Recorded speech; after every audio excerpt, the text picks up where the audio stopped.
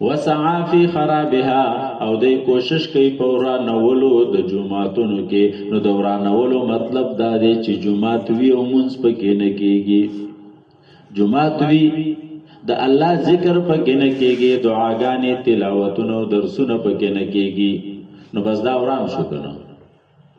دا څه شو؟ حدیث مبارک کې راځي د اخر زمانه هغه فتنې بیانې، د قیامت علامې بیانې. نو یو پکې وایي مساجدهم عامرة وهي خراب عن ذکر الله تعالی، چې جمعتونه به ډېر آبادی د ټایل او د ماربل نه قسمه قسم لیټونه به پکې لګېدلي، وهي خراب عن ذکر الله، خدای الله د ذکر د وجنه به ډېر خرابي. ځکه په محله کې به 50 کسانی 15 به پکې جمیله ناراضي، او چې غراشم په یو سکند کې به مونږ کې یو بیرته به نه تختی. مساجدهم عامرة وهي خراب عن ذکر الله. خو شو به باندې